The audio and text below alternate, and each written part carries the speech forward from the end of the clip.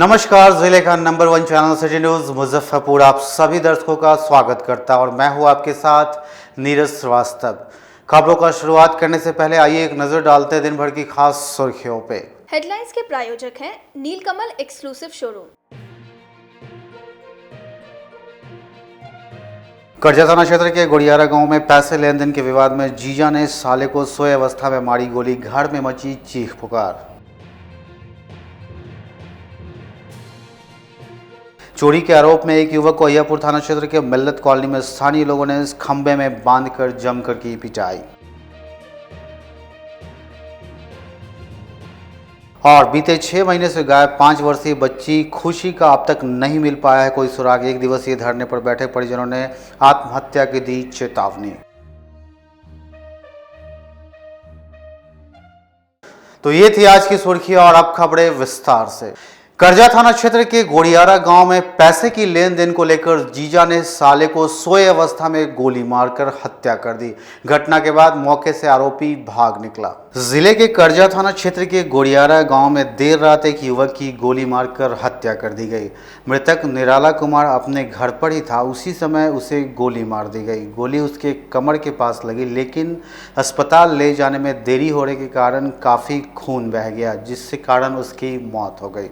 घटना रात करीब 1 बजे की बताई जा रही है। परिजन का आरोप है कि सूचना देने के बावजूद पुलिस 6 घंटे देरी से आई। इसे लेकर लोगों के बीच काफ़ी आक्रोश व्याप्त है। मृतक के पिता सीताराम समेत अन्य परिजन ने पुलिस के समक्ष निराला के बहनोई पर ही गोली मारकर हत्या करने का आरोप लगाया है। घटना का कारण दोनों के बीच रुपए लेन देन का विवाद बताया जा रहा है।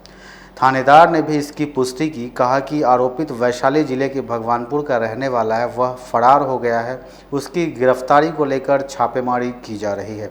परिजन का कहना है कि रात को आरोपित यहां आया हुआ था। निराला के साथ वह बाहर में बैठकर बातचीत कर रहा था। देर रात होने के कारण घर के अन्य सदस्य सो गए थे।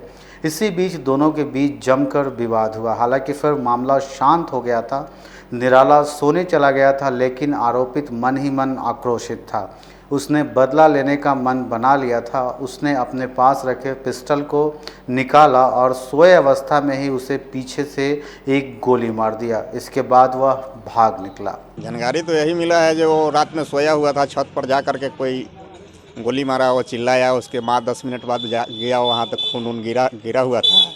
उसके बाद में वो चिल्लाया जोर से, तो गांव वाले पहुंचा, देखा तो बोला जे गिर गया होगा। तो डॉक्टर कने प्रसाद में लाया वो, उसके बाद में यहाँ आकर के दम तोड़ दिया, फिर वापस चला गया। अब सुबह में जो कार्यक्रम है से तो जानिए रहे हैं। क्या हल्ला क्या हुआ है? हाला तो रात में हुआ जो गिर गया है, मगर सुबह में उसका बहन आया तो मालूम पड़ा जो गोली मार दिया है। कौन गोली मारा? उसका बहनों ही मारा। चाहे मारा, कुछ कारण पता चल पाया? नहीं, यह मालूम नहीं। ये पहले से विवाद होगा। ये स्पष्ट हो गया कि उसके बहनों ही। हाँ, जैसे कि सर रात को 10:30-11 बजे की घटना है। 11 बजे हम सब छत पे आदमी सोया हुआ था। निराला जिसका नाम है, जिसकी हत्या हुई है, वो मजदूरी करके शाम को आया, खाना पीना खा कर घर में सोया। और सोने के बाद वो 11 बजे अचानक आवाज़ आई कि लोगों को लगा कि शायद 11,000 की तार बगल से गई है। तो लोगों को लगा कि ट्रांसफार्मर उड़ा या 11,000 में शॉर्ट लगी। इस एवज में हम लोगों ने नहीं सूझ ली। और सुबह में जब इसको सोया, लाश पड़ा, खून से लथपथ देखा गया, तो उस एवज में पीठ में बहुत बड़ा गड्ढा, जो कि बहुत लोग कहते हैं कि गोली मारा या क्या, वो तो पोस्टमार्टम रिपोर्ट के बाद ही पता चलेगी क्या है नहीं है। कौन लोग ऐसा किया है, किस पे आरोप लगाया जा रहा है? अब ये तो हम देखे नहीं है, हम कह सकते जीजा हैं। का जो नाम सामने जीजा का नाम उसकी बहन ले रही है। क्या बता रही है? उसकी बहन बोली कि जीजा उसके घर से निकले और बोले कि आज साले का काम तमाम कर देंगे तुम्हारे भाई का। और फ़ोन करके उसका मोबाइल भी छीन लिया। और जब सुबह उसके घर के नंबर पे बोल दिया कि काम तमाम कर दिए। आगे पुलिस प्रशासन कहाँ? पुलिस प्रशासन सुबह आई, खबर मिला, करजा थाना अध्यक्ष आए, वो जानकारी लिए और छानबीन में जुट गए। थानेदार मणिभूषण कुमार ने बताया कि घटना की सूचना सुबह में दी गई है। वे खुद पहुंच चुके हैं। जांच पड़ताल कर शव को पोस्टमार्टम के लिए भेजा जा रहा है। सूचना ये सुबह में 6:30 बजे लोगों के द्वारा हम लोगों को टेलीफोनिक सूचना मिली कि गुड़ियारा में एक नहर के किनारे में एक लड़के का मर्डर हो गया है। और जब हम लोग यहाँ पे अभी आए हैं तो ये लोगों के द्वारा ये जानकारी मिली है कि लड़के का अपने बहनोई से, जो कि वैशाली थाना अंतर्गत वैशाली ज़िला का रहने वाला है, पूर्व से कुछ विवाद चल रहा था। और तत्कालिक तो ये इन्फॉर्मेशन मिली कि पैसे को लेके कुछ विवाद था। वो पैसे का डिमांड कर रहा था अपने ससुराल से 15,000 रुपये का, और पैसे को तत्काल ना मिलने के कारण हत्या का कारण बताया गया है। अन्य बिंदुओं पे हम लोग जांच कर रहे हैं और भी इसके अलावा भी और कोई बिंदु अगर होगा उसको हम लोग अनुसंधान। गोली उली लगी थी क्या? हाँ, गोली लगी है, पीठ पे गोली मारा है। अच्छा, कितना गोली है? लगभग एक गोली से पीठ पे छेद है, गोली के आसपास निशान है। आगे की क्या कार्रवाई हम लोग ने अपने अग्रसर कार्रवाई गिरफ्तारी के लिए हम लोग अविलंब गिरफ्तारी का प्रयास करेंगे, चूँकि अभियुक्त वैशाली जिला अंतर्गत का। काजी मोहम्मदपुर थाना क्षेत्र पावर हाउस चौक के समीप जमीनी विवाद को लेकर दो पक्षों में विवाद हो गया। मौके पर पहुंचे मुसहरी सीओ और स्थानीय थानेदार के द्वारा मामला शांत कराया गया। काजी मोहम्मदपुर थाना के माड़ीपुर के पावर हाउस चौक के समीप जमीन कब्जा को लेकर रविवार की दोपहर दो पक्षों में विवाद हो गया। इसे लेकर एक पक्ष ने जमकर हंगामा किया। तनाव को देखते हुए काजी मोहम्मदपुर थाने की पुलिस को सूचना दी गई। इसके बाद पुलिस पहुंची, मुसहरी सीओ पहुंचे और दोनों पक्ष को समझा बुझाकर शांत किया और निर्माण कार्य को रोक दिया गया। सोमवार को जमीन को विधिवत निरीक्षण के बाद रिपोर्ट तैयार कर आगे भेजा जाएगा। इधर शाहिद रिजवान अहमद ने बताया कि एक बैंक्वेट हॉल के संचालक ने उनकी 3 धूर जमीन पर कब्जा कर निर्माण कराया गया है। विवाद 2019 से चल रहा है। मामला सिविल कोर्ट के अधीन है। स्थानीय एसडीओ शिकायत को गंभीरता से नहीं लेते हैं, इस वजह से उनके विरोधी पार्टी का मनोबल बढ़ा हुआ है। उन्होंने बताया कि बैंक्वेट हॉल में रविवार को कब्जा किए गए ज़मीन जो कि विवादित है उस पर पाइप लगाया जा रहा था, जो गलत है। कोर्ट के निर्णय के बाद ही उस पर निर्माण हो सकेगा। 2019 से चल रहा है। इसमें एक 44 लगा, उसके बाद 45 लगा। 45 लगा तो अपोजिट पार्टी ये शेख संजर है, ये चले गए सिविल कोर्ट में। सिविल कोर्ट में मामला चल रहा है। इस बीच में बार बार ये एसडीओ के थ्रू आवेदन दे के हमको परेशान कर रहे हैं। एसडीओ कुछ न कुछ आवेदन देता है एसडीओ को, एसडीओ बोलते हैं, एसडीओ को हम लोग बार बार बोले कि ये सिविल कोर्ट में केस चल रहा है तो चलने दीजिए। फिर आवेदन दे के पुलिस भी रिपोर्ट कर चुका है इसमें कि हमारा जो है 3 फीट ज़मीन, लगभग 3 धूर ज़मीन ये कब्जा करके बना लिए हैं अपना होटल, जिसका कोर्ट में केस चल रहा है। लेकिन उसके बाद एसडीओ द्वारा ये परेशान कर रहे हैं हमको। एसडीओ को पैसा दे के नोटिस करवा देते हैं। आज भी उसी क्रम में आए हुए थे। एसडीओ आदेश दिए हुए थे कि जो भूमि है उस पर पाइप लगाया जाए, जो डिस्प्यूटेड लैंड है उस पर जबरदस्ती पाइप लगवाया जाए, जो संभव नहीं है क्योंकि सिविल कोर्ट में केस चल रहा है। तो उसमें तो संभव नहीं है ना कि आप दूसरे के ज़मीन में लगवा दीजिए। आप अपने एरिया में लगवाइए, जो भी करना है आप अपनी ज़मीन में करवाइए। से मिलने जाते हैं तो वो जो है सो चिल्ला करके हम लोग को एसडीओ साहब हम लोग का बात सुनते ही नहीं है, सीधे भागा देते हैं, बोलते हैं कि नहीं। निकलो मेरे पुलिस रिपोर्ट दिया है, पुलिस का ज़मीन ऐसे है, मामला है कोर्ट में चल रहा है, तो इसमें विवाद कोर्ट में सुलझेगा, इसमें कोई पुलिस का रोल नहीं है। इसके बैंक्वेट हॉल के जो प्रोप्राइटर हैं उनके द्वारा शिकायत की गई कि उनके बेसमेंट में वाटर लॉगिंग हो रहा है और जिसका कारण बगल में जो मकान है उनके द्वारा पाइप खोल दिया गया। तो वर्तमान में ऐसी कोई स्थिति नज़र आई नहीं। उनके बेसमेंट में पानी का रिसाव तो हल्का है, लेकिन चूँकि पीछे देखने की आवश्यकता थी, लेकिन पीछे में गेट बंद है, इस कारण उसका पूरा मुआयना नहीं किया जा सका।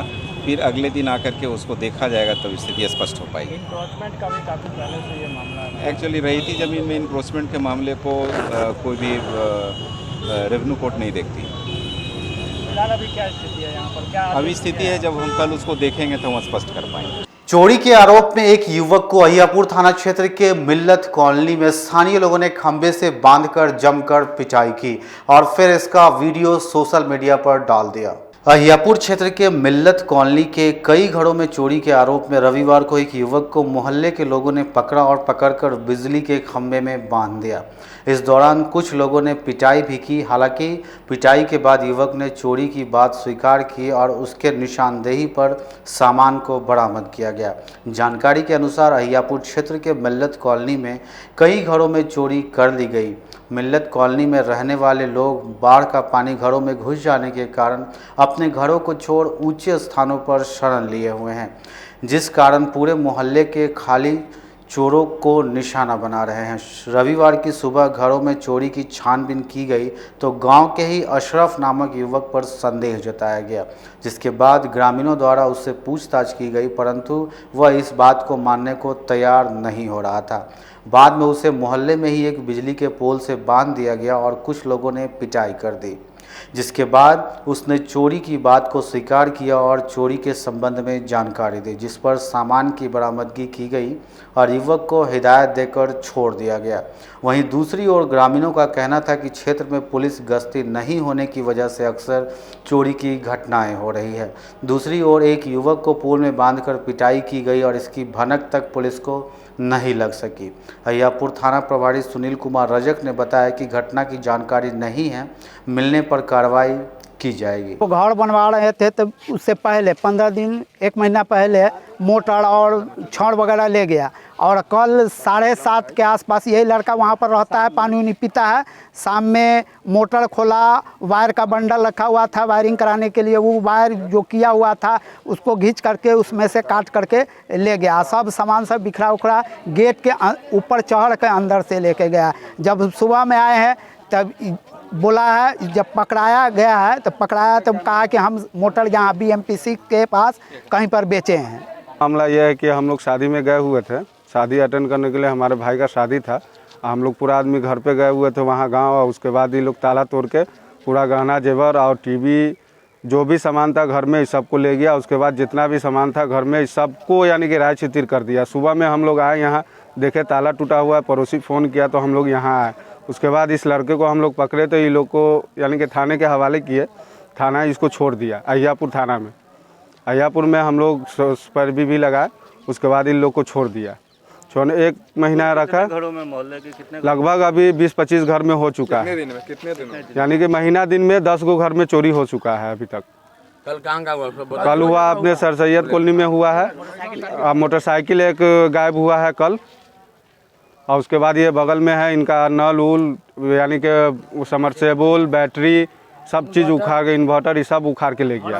बाबा गरीबनाथ मंदिर का पट सावन के तीसरी सोमवारी में भी बंद रहेगा। व्यवस्था को दुरुस्त करने को लेकर बैरिकेडिंग के साथ भारी पुलिस बल की तैनाती की गई है। जिले में अनलॉक 5 के तहत सभी धार्मिक स्थल बंद की घोषणा के बाद सावन की तीसरी सोमवारी को भी बाबा गरीबनाथ मंदिर समेत अन्य शिवालयों के पट श्रद्धांजलियों के लिए बंद रहेंगे, जिससे श्रद्धालुओं में काफ़ी निराशा है। मंदिर के अंदर केवल पुजारी ही पूजा पाठ करेंगे। वहीं गरीबनाथ मंदिर न्यास समिति के द्वारा श्रद्धालुओं के लिए एक ऐप जारी किया गया, जिसके माध्यम से श्रद्धालु घर बैठे बाबा के दर्शन कर सकेंगे।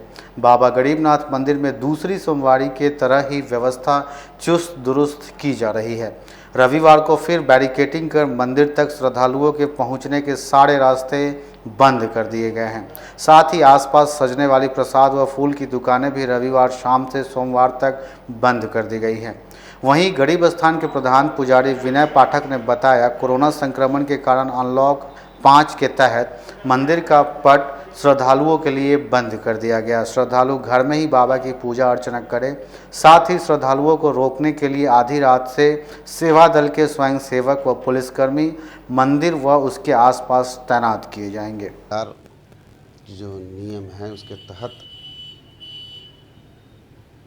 हम लोग चल रहे हैं, लेकिन जो महादेव के भक्त हैं वो बड़े निराश हैं। वे कहते हैं कि समस्त राज्यों के मंदिर खुल चुके हैं। हाँ, कांवड़ यात्रा पर सुप्रीम कोर्ट ने रोक लगा दी है, तो कांवड़ यात्रा ना हो, लेकिन कम से कम जो मास्क लगा के आते हैं, कोरोना के गाइडलाइन का पालन करते हैं, जो टीका ले चुके हैं, उनको मंदिर में दर्शन होना चाहिए मेरे हिसाब से। लेकिन सरकार का ये नियम है कोरोना काल का लॉकडाउन है तो मानना बाध्यता है और मानते हैं और मान रहे हैं हम लोग। लेकिन भक्त हमें शराब के जा रहे हैं, हमें गाली दे के जा रहे हैं। हम लोग सब सुनते हैं कि बाबा के भक्त सभी हैं, सभी विश्वनाथ खुला, वहाँ कहते हैं वहाँ खुला हुआ है। हम उपमा देते हैं बैद्यनाथ का, तो बोला दोनों तो राज्य बगल में ही है, एक तरफ झारखंड एक तरफ यूपी है, बीच में बिहार पिस रहा है। लेकिन सरकार का जो नियम है उसके तहत चलना है और उसके जो भी गाइडलाइन है उसके द्वारा बाबा की 3 टाइम की पूजा, भोग, राग जो पुजारी हैं यहाँ के, जो हमारे स्टाफ हैं वो करते हैं, हम लोग भी करते हैं। क्योंकि मैं यहाँ का प्रधान पुजारी, इसलिए सब पर नज़र रखना, सबको करना पड़ता है। लोगों को आशा थी कि 6 तारीख के बाद अनलॉक होगा, तीसरी सोमवारी में जलार्पण कर पाएंगे, पर वो भी अब संभव से यही अपील करेंगे। देखिए, सरकार हमारे लिए सोचती है और सरकार का जो गाइडलाइन है, जो वैज्ञानिकों का, जो डॉक्टरों का दिशा निर्देश, उसको पालन करना चाहिए। कल भी मुजफ्फरपुर में 6000 में से 4 कोरोना के पेशेंट निकले, तो कोरोना के पेशेंट बढ़ रहे हैं, तो हम सुरक्षित रहें, अपने परिवार को, अपने समाज को, अपने देश को। ऐप की व्यवस्था की गई है। देखिए, हम लोग एक इज विज एक ऐप डाउनलोड करें आप अपने प्ले स्टोर से, और उसमें जो आपके चैनल के माध्यम से उसका जो आईडी है और पासवर्ड है आपको फॉरवर्ड पेपर में कर दिया गया है, आपके माध्यम से भी दे दिया गया और दे दिया गया है उसको। कि हम लोग आए हैं तो बहुत खुशी मिला। ये हम लोग का है से पूरा ही मंदिर में हुआ है कि नहीं। कितने साल से आप यहाँ आ रहे हैं? यहाँ हम तो आए, बउआ आते थे 12 साल से, हम 3 साल से आ रहे हैं। आज मंदिर बंद है तो कितना निराश है? दुख नहीं हुआ, कितना तकलीफ है। हम लोग अभी खाना छोड़ दिए हैं, अब भगवान के देखिए तो पूजा करने के लिए हम लोग भगवान के प्रसाद चढ़ाने के इतना हम लोग छटपटाए। भगवान खाते नहीं है, बाकी फिर भी एक श्रद्धा हम लोग का। बीते 6 महीने से गायब ब्रह्मपुरा थाना क्षेत्र से 5 वर्षीय बच्ची खुशी का अब तक नहीं मिल पाया है कोई सुराग। 1 दिवसीय धरना पर बैठे परिजनों ने आत्महत्या की दी चेतावनी। ब्रह्मपुरा थाना क्षेत्र के लक्ष्मी चौक मोहल्ले से फरवरी माह से लापता बच्ची खुशी की बरामदगी के लिए परिजनों ने रविवार को समाहरणालय स्थित भारत माता नमन स्थल के निकट 1 दिवसीय धरना दिया। धरने पर बैठे समाजसेवी ब्रह्मानंद ने सरकार से बच्ची की जल्द से जल्द बरामदगी की मांग करते हुए सीबीआई जांच की मांग की। खुशी कुमारी को जल्द से जल्द बरामदी, सही सलामत बरामदी कर उसके परिवार को, हम लोग की यही मांग है। हम लोग इसीलिए प्रतिदिन धरना पर बैठते हैं कि खुशी कुमारी को जल्द से जल्द बरामदी कर उनके परिवार को सही सलामत लौटा दिया जाए। वहीं परिजनों का कहना है कि 6 माह से अधिक बीत जाने के बावजूद अभी तक बच्ची की बरामदगी नहीं हो पाई है। वहीं पुलिस ने मामले में एक युवक को गिरफ्तार कर मामले को ठंडे बस्ते में डाल दिया है। उन्होंने सीबीआई जांच की मांग करते हुए बच्ची की जल्द से जल्द बरामदगी की मांग की है। तो कोई भरोसा नहीं है, क्योंकि अगर उनके हाथ में रहता तो तुरंत निकाल देते। प्रशासन को बहुत ही बड़ा लापरवाही है। हम लोग थाना से लेकर एसएसपी से आईजी साहब से यहाँ भी हम लोग, यहाँ तक डीएम साहब ने कई मरते हम लोग जा चुके हैं, लेकिन कहीं भी हाँ खोजाई हो रहा है, कुछ नहीं हो रहा है। अपराधी को बचाने में बहुत ही बड़ा हाथ है। जिस तरह नवरूणा कांड में अपराधी को बचाने में हाथ था बड़े बड़े अधिकारी के लिए, उसमें वैसा ही इसमें है सर। हम जानते हैं अमन कुमार को अरेस्ट हुए 5 महीना से ऊपर हो गया, लेकिन आज तक उसको कभी रिमांड पर लेके सख्ती से पूछताछ नहीं किया गया। सिटी एसपी साहब कहते हैं कि शक है उसको जेल से निकलने दो, तो हम आदमी लगाते हैं। जब वो जेल से निकल जाएगा तो क्या कुछ नहीं होगा सर। इसके लिए अपराधी को बचाने में बहुत ही बड़ा हाथ है। क्या मांग कर रहे हैं? हम मांग कर रहे हैं जल्द से जल्द सीबीआई को जांच कराया जाए, और नहीं तो अपना बाले बच्चे पूरा आत्महत्या करेंगे। इसके लिए डीएम साहब जिम्मेदार होंगे, आईजी साहब, एसएसपी साहब जिम्मेदार होंगे, क्योंकि हम कई मरते जा चुके हैं। हम लोग उनके सामने 15 अगस्त को झंडा फहराएंगे नहीं, हम झंडा फहराने नहीं देंगे, उसके सामने आत्महत्या कर लेंगे। उसका जवाबदेही पूरा जिला प्रशासन होगी। क्या नाम है आपका? राजन शाह, बच्ची का पिता हुए, उसका जवाबदेही पूरा जिला प्रशासन हो गया। एसएसपी साहब खुद अपने होंगे। हम लोग पूरे बाले बच्चे यहाँ के हम लोग आत्महत्या करेंगे, उसका जवाबदेही पूरा अति होगा। सिटी न्यूज़ में फिलहाल वक्त हो चला है एक छोटे से ब्रेक का, तो फौरन हाजिर होते हैं। कहीं मत जाइए, बने रहिए सिटी न्यूज़ के साथ।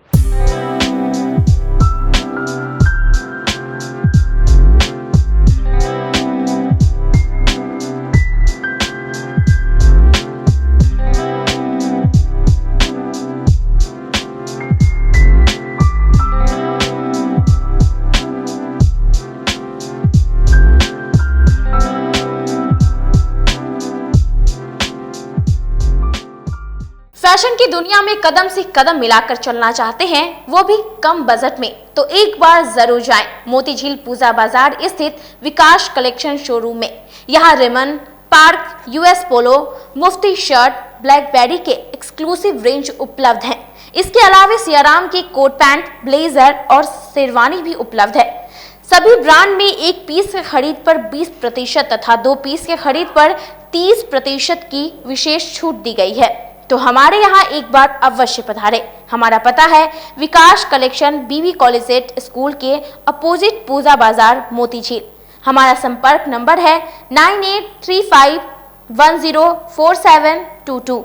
हाँ, पहले आप लोग का नमस्कार। मेरे यहाँ विकास गारमेंट जो पूजा मार्केट मोतीझील में है, लगन के शुभ अवसर के लिए कोट पैंट, ब्लेजर, विंटर के जैकेट, स्वेटर, मतलब सब चीज़ें, शेरवानी, अंडर गारमेंट, सारे चीज सब ब्रांड में, टी शर्ट भी सब वो है, और राउंड में टी शर्ट है, गोल गला में टी शर्ट है, सभी तरह का ब्रांड है। और सबसे अच्छा ये है कि हम कर देते रहते हैं अभी मोस्टली में। अब आ गया है आपके अपने शहर में उत्तर बिहार का पहला नीलकमल एक्सक्लूसिव शोरूम। नीलकमल इंडिया की फेवरेट फर्नीचर ब्रांड है। इस कंपनी के सभी रेंज एक ही छत के नीचे आपको मिलेगी। होम फर्नीचर, ऑफिस फर्नीचर की सभी रेंज यहाँ पे उपलब्ध है। कंपनी का एक्सक्लूसिव शोरूम होने के कारण 40% तक की विशेष छूट यहाँ मिल रही है। इसके अलावा 0% इंटरेस्ट के साथ बैंक से फाइनेंसिंग की भी सुविधा उपलब्ध है।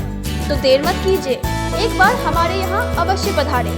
हमारा पता है Mithanpura, Narayanpur road, opposite to Vaishali management college, और हमारा कॉन्टैक्ट नंबर है 9334900888 और 7004320380। नॉर्थ बिहार का पहला एक्सक्लूसिव शोरूम मुजफ्फरपुर में यूए एसोसिएट के सौजन्य से नीलकमल का एक्सक्लूसिव शोरूम खुला है।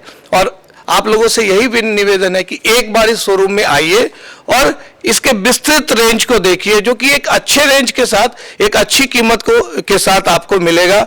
तो एक बार हम लोगों को आप सेवा करने का मौका दें। ब्रेक के बाद एक बार फिर से आपका स्वागत है। तो आइए बढ़ते अगले खबरों की ओर। सूतापट्टी स्थित पूर्व महानगर जिला अध्यक्ष के आवास पर जिला दलित प्रकोष्ठ के जिलाध्यक्ष पद पर कृष्ण कुमार को मनोनीत किए जाने पर कार्यक्रम का आयोजन किया गया। बिहार प्रदेश जनता दल यूनाइटेड दलित प्रकोष्ठ के प्रदेश अध्यक्ष के द्वारा मुजफ्फरपुर जिला दलित प्रकोष्ठ के जिलाध्यक्ष पद पर पूर्व लोकसभा दलित प्रभारी कृष्ण कुमार को जिलाध्यक्ष पद पर मनोनीत होने पर रविवार को पूर्व महानगर अध्यक्ष अम्बरीश कुमार सिन्हा के सूतापट्टी स्थित आवास पर अभिनंदन समारोह का आयोजन किया गया, जिसमें कृष्ण कुमार को फूल माला और बुके देकर और केक काटकर बधाई दी गई। साथ ही युवा अध्यक्ष भारतेंदु सिंह, युवा मुख्य प्रवक्ता कुंदन शांडिल्य, श्रवण प्रकोष्ठ अध्यक्ष धनंजय शर्मा, लोकसभा प्रभारी कदम्बनी ठाकुर, ट्रेडर्स प्रकोष्ठ के जिला अध्यक्ष अनुभव महथा को भी सम्मानित किया गया।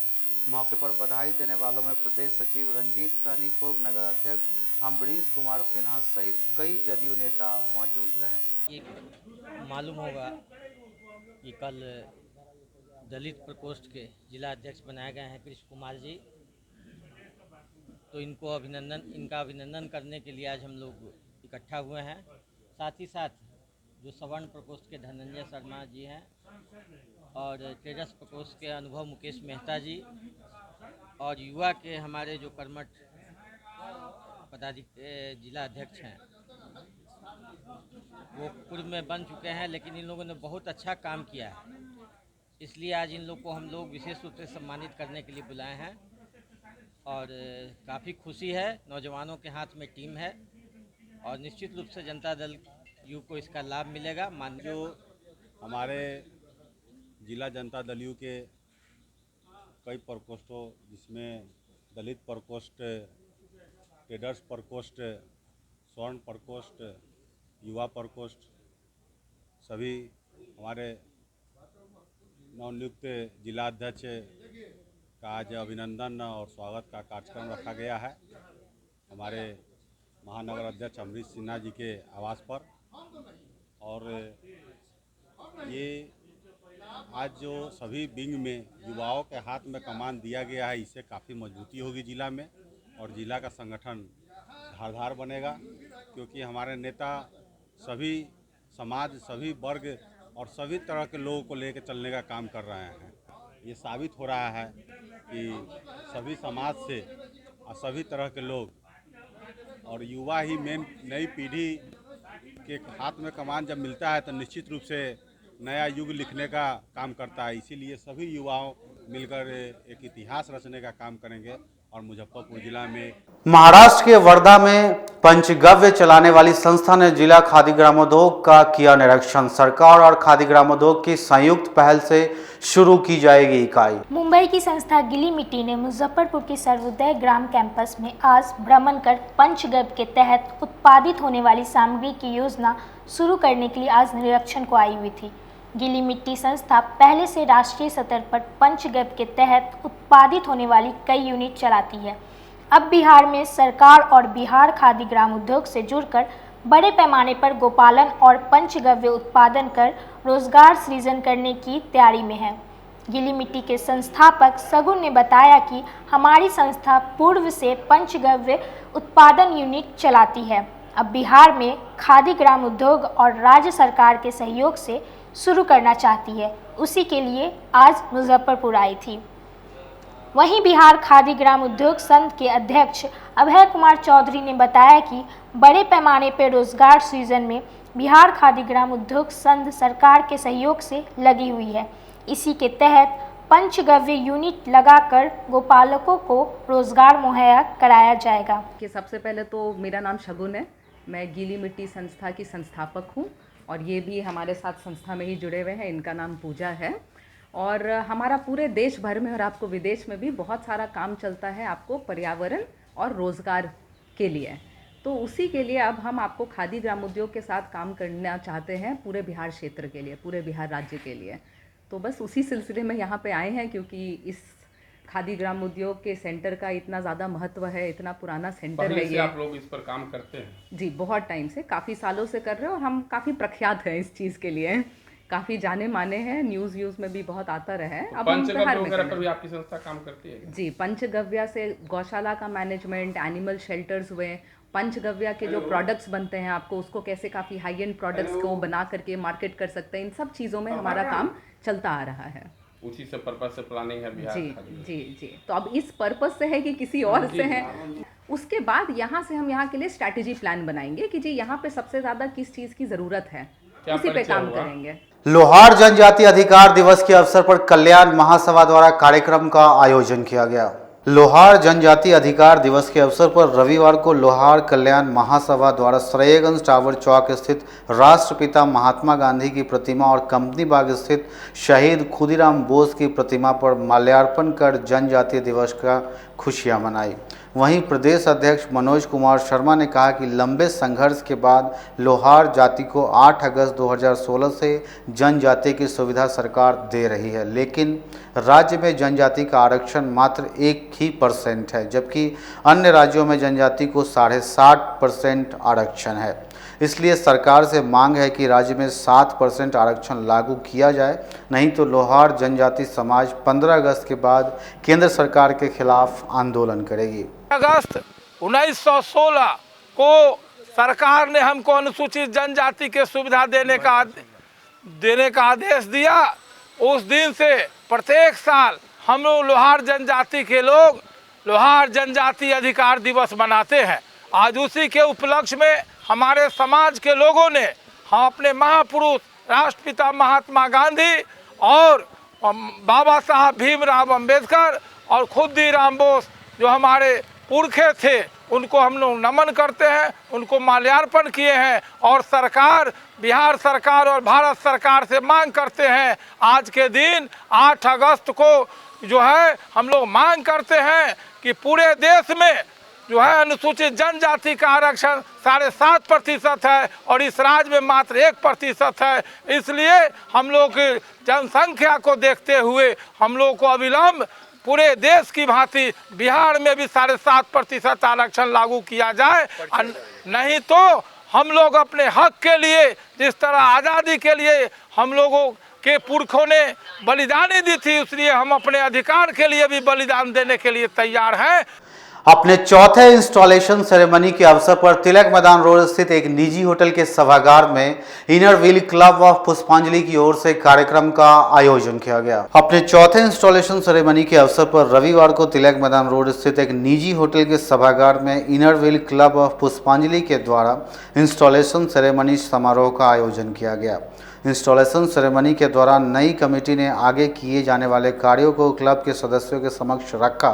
वहीं पिछली कार्यकारिणी समिति के सदस्यों ने 2020 में किए गए कार्यों को सदस्यों के समक्ष रखा। भविष्य में हम लोग बहुत सारे सबको जो भी महिलाएं हैं, बच्चे हैं, सबके लिए हम लोग काम करेंगे और जो हम लोग पार्क इनॉग्रेट किए हैं उसको भी हम लोग डेवलप करेंगे। वो हमारा रनिंग प्रोजेक्ट है और भी बहुत सारे काम सोचे हम लोग। हर जगह पेंटिंग करवाना है। स्त्री शक्ति के अनुसार हम लोग गुमटी वगैरह भी खुलवाएंगे। आज की खबरों में फिलहाल इतना ही। तो कल फिर मिलेंगे कुछ नई खबरों के साथ। तब तक के लिए इजाजत दीजिए हमारी न्यूज़ टीम को। नमस्कार।